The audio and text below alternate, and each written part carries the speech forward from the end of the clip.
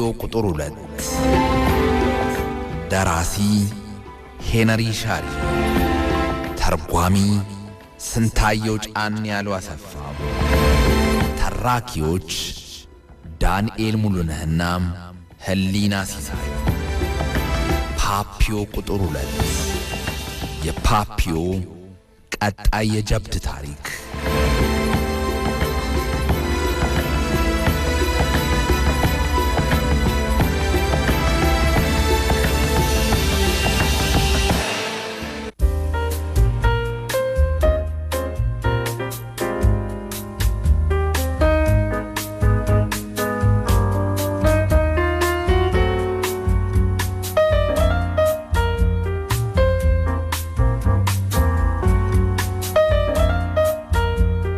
እንዴት አላችሁ አድማጮቻችን?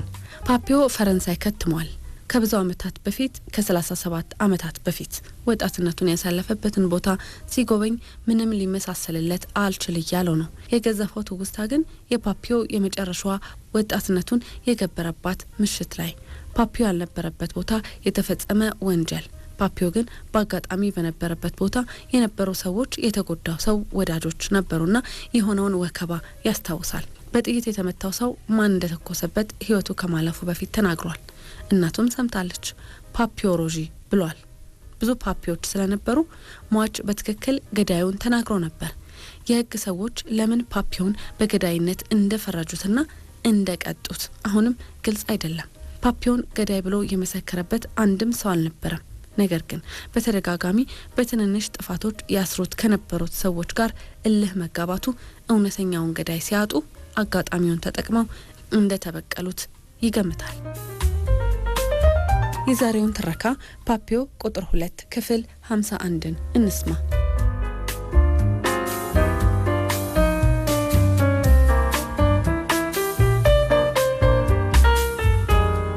ከዚያ በፊት በተደጋጋሚ ክፉ ወንጀል ፈጽሜ በፍርድ ቤት ልማደኛ ወንጀለኛነቴን በሀገሬው ያስመሰከርኩ ሰው ሳልሆን የአይኔ ቀለም ያላማራቸው አሳማ ፖሊሶች ባገኙት አጋጣሚ ሁሉ መከራዬን ሲያበሉኝ ስለተሳለኩባቸውና ስላዋረድኳቸው እንዲሁም አንድ ቀን አደገኛ ወንጀለኛ ሊሆን ይችላል በሚል እሳቤ ከምድረ ገጽ መጥፋት ነበረብኝ።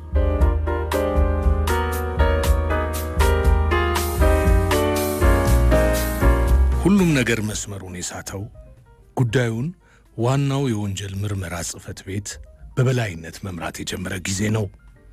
በወቅቱ በሞንማርትርና አካባቢው የተዛመተው ወሬ ፖሊሶች ሁሉንም ፓፒዮች ትንሹ ፓፒዮ፣ ፑስኒ ፓፒዮ፣ ፓፒዮ ትሮምፕላማ፣ ፓፒዮ ሮጂ ወዘተ እያደኑ መሆኑን ነበር። እኔን በተመለከተ በወቅቱ እጠራ የነበረው በሌጣው ፓፒዮ ወይም አንዳንዴ መደናገር እንዳይፈጠር ባለ አንድ አውራ ጣቱ ፓፒዮ ወይም ፓፒዮ ሄነሪ በሚሉት ቅጽል ስሞች ብቻ ነበር። ነገር ግን ከዚያ በፊት ከፖሊሶች ጋር ከነበረኝ መጥፎ ልምድ በመነሳት በወቅቱ በአሳማዎች እጅ ውስጥ በምንም አይነት ሁኔታ መግባት የለብኝም የሚል አቋም ይዤ ስለነበር በፍጥነት ከአካባቢው ጠፋሁ። አዎ በወቅቱ ከፖሊስ ሸሽቼ መደበቄ እውነት ነበር። ፓፒ ወንጀለኛው አንተ እስካልሆንክ ድረስ ለምን ሸሽተህ ተደበቅ ብዬ ራሴን ጠየቅኩት። ይህንን ጥያቄ አሁን የምትጠይቀው 24 ዓመት በሞላህ ጊዜ እኮ ቀደም ሲል በተደጋጋሚ ወደ ኬዲ ኦርፌቨር እየወሰዱ እስከሚያንገፈግፍህ መከራህን እንዳበሉህ ረስተኸዋል ማለት ነው። በረባ ባረባው ምክንያት ወደ ጣቢያ መወሰዱና እጅግ ከባድ የስቃይ አይነቶችን መቀበሉ ሰልችቶ ነበር። የምትተነፍሰው አየር አጥሮህ መኖርህንና መሞትህን እስከማታውቀው ድረስ ጭንቅላትህን ይዘው ውሃ የሞላ ገንዳ ውስጥ ወደ ታች እየደፈቁ ሞት ጥግ ደርሰህ እንድትመለስ ያደርጉ ነበር። አሳማዎቹ እኮ የብልትህን ፍሬዎች እንደሚጨመቅ ጨርቅ 5 ወይም 6 ጊዜ ጠምዝዘው ሲተዋቸው አብጠው ለሳምንት ያህል የምትራመደው ልክ እንደ አርጀንቲናዊው ፈረስ ጋላቢ ጋውቾ እየተንፈራቀቅህ ነበር። የእግርህን ወይም የእጅህን ጣት ጫፎች በመጻፍ መጠረዣ ወይም መደጎሚያ መሳሪያ ውስጥ አስገብተው ወደ ታች በመጫን ጣቶች ፈንድተው ደምህ እንዲፈስና ጥፍሮች ከጣቶች ተመዘው እንዲወጡ ያደርጉ ነበር። በጎማ ቆመጥ ጀርባህን ሲደበድቡ ሳምባዎች ቆስለው ካፍህ ደም ይፈስ ነበር። እነዚያ 90 ኪሎ የሚመዝኑ ጠብደል ፖሊሶች የሽቦ አልጋ ይመስል ላይታች እየዘለሉ ሆድህ ላይ ይረግጡ ነበር። ፓፒ አረጀ ወይስ የመርሳት በሽታ ይዞሃል? በወቅቱ ፖሊሶች ፓፒዮ የሚባል ሰው ፍለጋ ላይ ናቸው ሲባል ወዲያውኑ ከአካባቢው ሸሽተህ የምትደበቅበት 100 ምክንያቶች ነበሩ። የወንጀሉ ፈጻሚ ስላልነበርክ በጣም ሩቅ ወደሆነ ቦታ መሸሽ ወይም ወደ ውጭ ሀገር መሄድ አስፈላጊ መስሎ አልታየህም ነበር። እውነተኛው ወንጀለኛ አንተ ብትሆን ኖሮ ፖሊሶች ሊይዙ ወደማይችሉበት አንዱ ሀገር ሁሉ መሰደድ ትችል ነበር።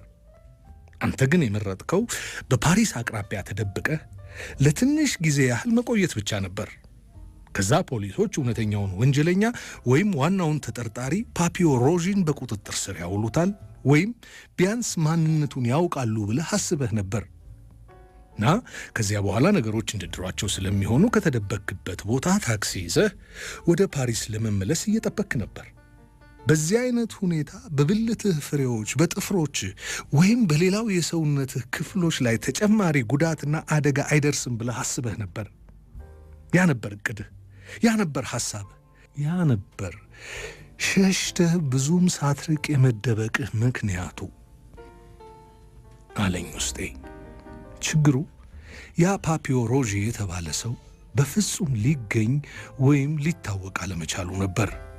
ያ ማለት በወንጀሉ ተጠያቂ የሚሆን ሰው አልነበረም ማለት ነው። ያ ደግሞ ለፖሊስ ስም ጥሩ አይሆንም። ከዚያ ልክ አስማት በሚመስል ሁኔታ የሚፈለገው ሰው ተገኘ። ፖሊሶዬ ቁጭ ብሎ ሲያስብ የሚፈልገው ፓፒዮ ሮዢ ነው አይደል? እሱን ማግኘት ቀላል ነው።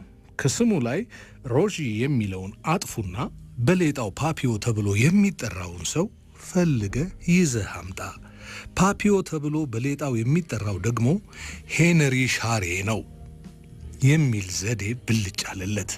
በቃ ዘዴው ወይም አስማቱ ሰራ። ለወንጀሉ ተጠያቂ የሚሆነው ሰው ከተወሰነ ወይም ከታወቀ በኋላ የቀረው ስራ ሰውየውን መያዝና ተገቢውን ቅጣት እንዲያገኝ የሚያስችሉ ማስረጃዎችን ማሰባሰብ ወይም ማዘጋጀት ብቻ ነው።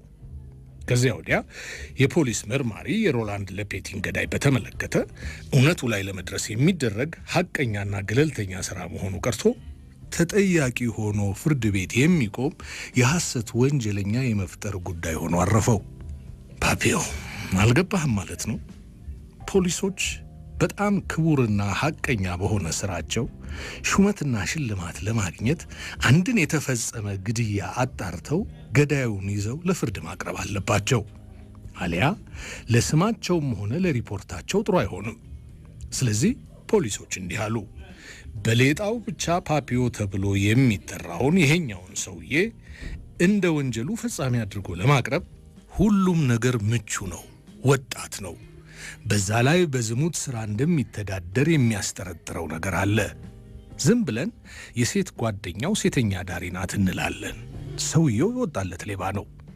ከዚህ በፊት ሕግ እየተላለፈ ከፖሊስ ጋር ብዙ ጊዜ ችግር ውስጥ ገብቷል። ግን ፍርድ ቤት በነጻ ሲያሰናብተው ነበር ወይም ክሶቹ ሲቋረጡ ኖረዋል። እና ደግሞ በዛ ላይ ይሄኛው ፓፒዮ አስቸጋሪ ባህሪ ያለው መጥፎ አይነት ሰው ነው። ለኛ ከፍተኛ ንቀት አለው። ባገኘው አጋጣሚ በኃይለኛው ይሰድበናል፣ ይረግመናል፣ ያሾፉብናል፣ ያዋርደናል። ሌላው ቢቀር ለውሻው ስም ያወጣለት ባለቃችን ስም ነው። አንዳንዴም በሕይወት ቆይታችሁ የጡረታ መውጫ ዕድሜ ላይ መድረስ ከፈለጋችሁ የምርመራ ስልታችሁን በሥነ ሥርዓት እንድታደርጉ ትመክራችኋለሁ ይለናል። ዘመናዊ በሆነውና በጥልቀት በምናካሂደው የምርመራ ዘዴያችን ምክንያት አንድ ቀን የእጃችሁን ታገኛላችሁ እያለ በየጊዜው የሚያደርስብን ማስፈራሪያ አስጨንቆናል። ስለዚህ ይህ አጋጣሚ እንዳያመልጠን በዚሁ እንቀጥልበት። አሁን ሁሉም ነገር ለኛ የተመቸ ነው ብለው መክረው ጨረሱ።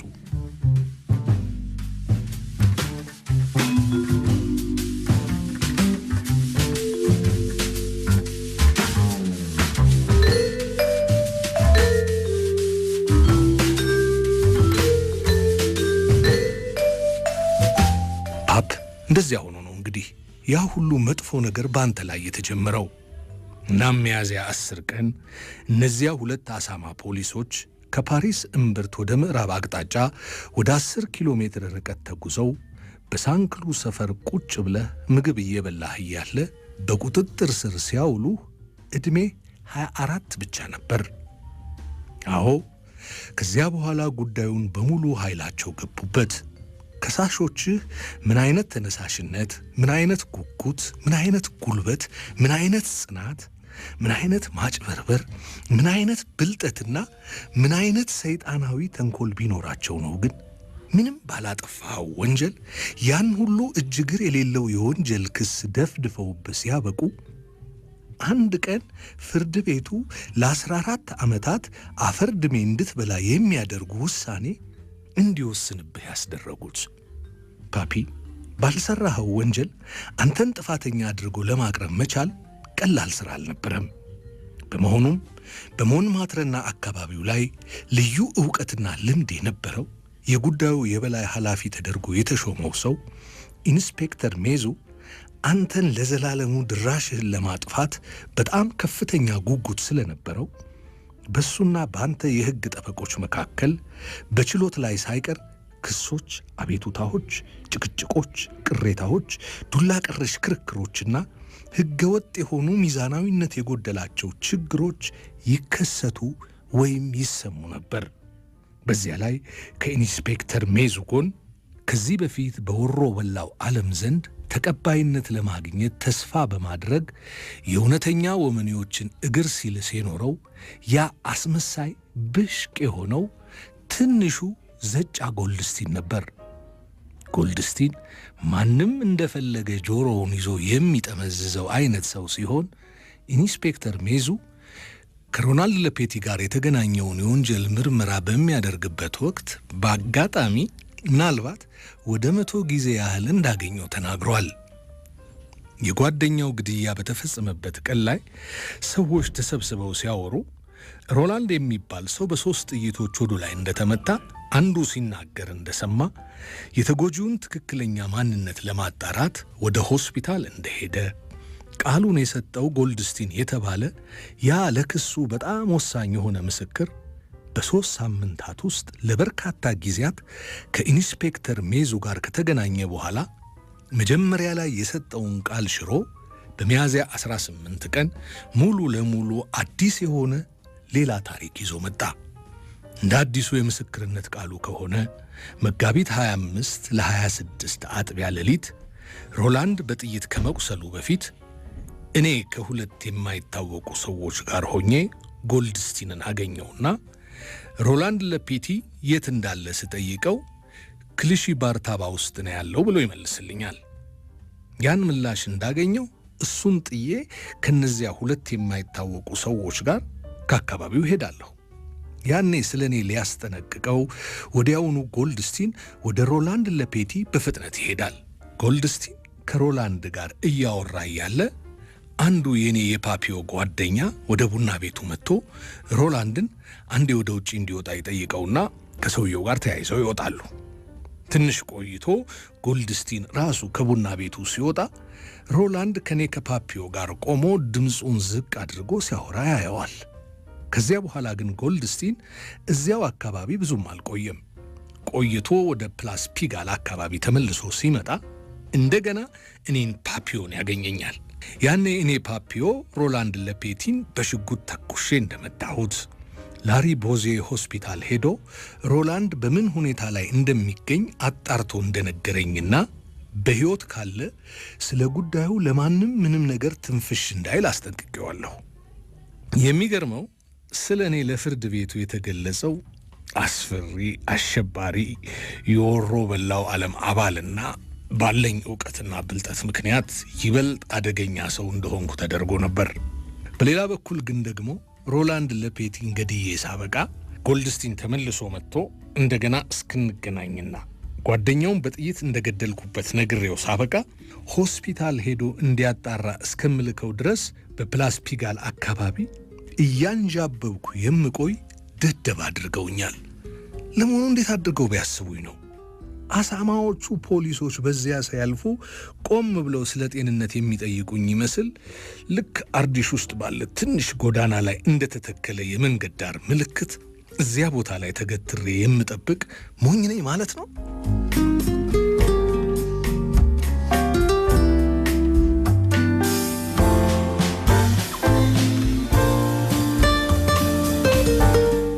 የሆነ ሆኖ ጎልድስቲን ያን ያህል ሞኝ ሰው አልነበረም። ስለዚህ ቃሉን ከሰጠ በኋላ ሸሽቶ ወደ እንግሊዝ ፈርጥጧል። ይህ በእንዲህ እንዳለ ራሴን ለመከላከል በልህና በቁርጠኝነት ቆሜያለሁ። ለመሆኑ ማን ነው ጎልድስቲን? እኔ ይህንን ሰው በቅርበት አላውቀውም። ምናልባት እንደ ማንኛውም ሰው መንገድ ላይ አይቼው ሊሆን ይችላል። በተመሳሳይ አካባቢ ስትኖር በአጋጣሚ የሆነ ቦታ ላይ የምታገኘውን ሰው ማንነቱን በጥልቀት ሳታውቅ እንደምታናግረው ሁሉ እኔም ምናልባት እንደ ማንኛውም ሰው ከሱ ጋር ጥቂት ቃላት ተለዋውጬ ሊሆን ይችላል። እውነት ለመናገር ጎልድስቲን ሲባል የሰውየው ፊት በፍጹም ሊመጣልኝ አልቻለም ነበር። ለመጀመሪያ ጊዜ ማን እንደሆነ ያወቅኩት ፊት ለፊት በተገናኘንበት ጊዜ ነበር። እናም ሳየው በቅርበት የማላቀው እዚህ ግባ የማይባል ትንሽ ብሽቅ ሰውዬ እንደዛ ያለ ዝርዝር ክስ በእኔ ላይ እንዴት ሊመሰርት ቻለ ብዬ በጣም ተገርሜ ነበር። ለመሆኑ ምን አይነት ወንጀል ሲፈጽም ፖሊሶች ቢይዙት ነው ከነሱ ጋር ተባብሮ እንደዚያ ያለ ውሸት በማያውቀው ሰው ላይ ሊመሰክር የቻለው ብዬ ራሴን ጠየቅኩኝ። ከሰውየው ባህሪና ሁኔታ አንጻር በእርግጠኝነት ለመናገር በፖሊሶች አስገዳጅነት እንደዛ አይነት የውሸት ምስክርነት እንዲሰጥ ሊያስደርገው የሚችል የፈጸመው ከባድ ወንጀል ሊኖር አይችልም። እንዳስገድዶ መድፈር አይነት ወሲባዊ ጥቃት ፈጽሞ ይሆንን? ወይስ ኮኬን እያዘዋወረ ሲሸጥ ይዘውት ይሆን? ለመሆኑ ምን አይነት ወንጀል ፈጽሞ ነው ከዚህ ክስ ለማምለጥ ሲል በዚህ ደረጃ ለፖሊስ ተባባሪ የሆነው እያልኩ ዛሬም ድረስ በመገረም አስባለሁ። ጎልድስቲን ባይኖር በየጊዜው አፉን በከፈተ ቁጥር በፖሊሶች የክስ መዝገብ ላይ አዳዲስ መረጃ በሚጨምር መልኩ ተከታታይ ምስክርነት ባይሰጥ የፖሊስ ክስ ያለሱ ምንም ውሃ አይቋጥርምም፣ በራሱ መቆምም አይችልምም ነበር። በጎልድስቲን ምክንያት ነው ያ መጀመሪያ አካባቢ ሲታይ በተአምር ካልሆነ በምንም አይነት ሁኔታ ሊሳካ የማይችል ይመስል የነበረ የወንጀል ክስ በኋላ በጣም አደገኛ፣ ከዚያም አልፎ በእርግጥም ለውድቀትና ጥፋት የሚዳርግ ትልቅ ጉዳይ ሆኖ ያረፈው። እኔና ጠበቆቼ የፖሊስ ሰይጣናዊ ሴራና ክፉ ወጥመድ ውስጥ ሳናስበው ዘው ብለን ገባንበት። መጀመሪያ ላይ ደህና መስሎኝ የነበረው ጉዳይ ለካ ጥፋት ኖሯል። ምክንያቱም በተከፈተብኝ የክስ ፋይል ውስጥ ምንም ጠንካራ ነገር አልነበረም። የጎልድስቲን ተከታታይ የመረጃ ቅንጥብጣቢዎች ሁሉ የማይመስሉና በጣም ሊሆኑ የማይችሉ አይነት ነበሩ። በሐሰት የተከሰስኩበት የግድያ ወንጀል መዝገብ በውስጡ ያን ያህል ጠንካራ ነገር ካለመያዙም ባሻገር ግድያውን ልፈጽም የምችልበት ምንም አይነት ምክንያትና ዓላማን ሊጠቅስ አልቻለም ነበር። ሟቹን የምጠላበት ምንም ምክንያት ስላልነበረኝና አቅሌን የሳትኩ እብድ ስላልነበርኩኝ ያንን የወንጀል ድርጊት ፈጽመሃል ተብዬ የመከሰሴ ነገር ያለ ቦታው የገባ ምንም ትርጉም የሌለውና ውሃ የማያነሳ ነገር ነበር። ያንን ደግሞ በምድር ላይ ያሉ የመጨረሻ ደደብ የሆኑ ሰዎች የተሰበሰቡበት የትኛውም የሕዝብ ሸንጎ ሳይቀር አለመረዳት የማይችለው ግልጽ ነገር ነው። ስለዚህ ፖሊሶዬ በመጀመሪያ የወንጀል ክስ ውስጥ ያልነበረውን የግድያ ሰበብ ፈጥሮ አቀረበ። የፈጠራው አቅራቢ ደግሞ ላለፉት 10 ዓመታት ሞንማትረ ውስጥ ፖሊስ ሆኖ ሲያገለግል የኖረው ኢንስፔክተር መዝሌ የተባለ አሳማ ነበር። ከጠበቃዎቼ መካከል አንዱ የነበረው ሜትር ቤፈ በትርፍ ጊዜው በሞንማትረ ውስጥ መዘዋወር ይወድ ስለነበር አንድ ቀን በእግሩ ሲንሸራሸር ኢንስፔክተር መዝሌ የተባለው ያ አሳማ ያገኘዋል። ያኔ ኢንስፔክተሩ በመጋቢት 25 ሌሊት ለ26 አጥቢያ በትክክል ምን እንደተከሰተ እንደሚያውቅና ያንን ለመመስከር ዝግጁ እንደሆነ ለጠበቃዬ ለሜትረ ቢፌ ይነግረዋል። አነጋገሩ ታዲያ የሚመሰክረው ነገር ለኔ እንደሚጠቅም አይነት አድርጎ ነበር። ይሄኔ እኛ ያ ኢንስፔክተር የሚያውቀውን እውነት ለመናገር የወሰነው አንድም በሙያው ሐቀኝነት ተነሳስቶ ነው፣ ወይም ደግሞ ከዛ ይልቅ በሱና በኢንስፔክተር ሜዙ መካከል የተወሰነ እርስ በርስ የመናናቅ ነገር ስላለ ሊሆን ይችላል ብለን ተነጋገርን። እናም እንደ ምስክር ቆጠር ነው። አዎ የሚናገረው ነገር ለተከሰስኩበት ክስ እንደሚያግዝ አስበን የኛ ምስክር አድርገን ጠራ ነው። ኢንስፔክተር መዝሌ እንደሚያውቀኝና ብዙ ውለታዎችን እንደዋልኩለት ከገለጸ በኋላ ቀጥሎ ምስጋና ለሄነሪ ሻሬ ይሁንና እሱ በሰጠኝ መረጃ መሰረት በርካታ ወንጀለኞችን በቁጥጥር ስር ለማዋል ችያለሁ። ከሮላንድ ለፌቲ ግድያ ጋር በተያያዘ የነበሩትን ሁኔታዎች በተመለከተ እኔ ምንም የማውቀው ነገር የለም ሲሉ እንደሰማሁት ግን እግዚኦ ይህን ሲሉ እንደሰማሁት የሚባለውን ሐረግ በፍርድ ሂደቱ ስንት ጊዜ ነው የሰማሁት። ሄንሪ ከእርሱ ጋር ባለው ግንኙነት ደስተኛ ያልሆኑ እኔ በስም የማላውቃቸው በርካታ ሰዎች ለእሱ ጥሩ አመለካከት እንደሌላቸውና በጠላትነት እንደሚፈልጉት ነው ብሎ አይኑን በጨው ታጥቦ ሙልጭ አድርጎ ዋሸ።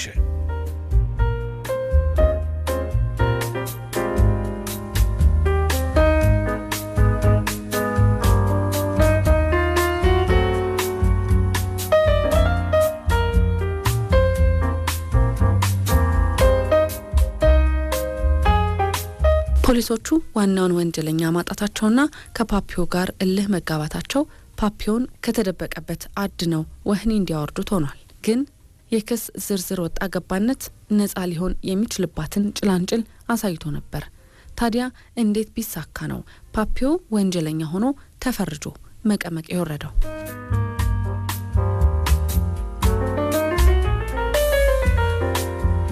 ፓፒዮ ቁጥር 2 ክፍል 52 ይቀጥላል።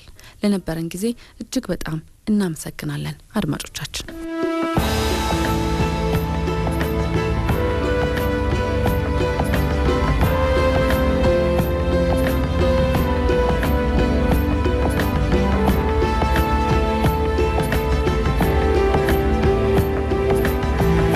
ፓፒዮ ቁጥር 2 ደራሲ ሄነሪ ሻሪ፣ ተርጓሚ ስንታየው ጫን ያለው አሰፋ፣ ተራኪዎች ዳንኤል ሙሉነህና ህሊና ሲሳይ። ፓፒዮ ቁጥር 2 የፓፒዮ ቀጣይ የጀብድ ታሪክ።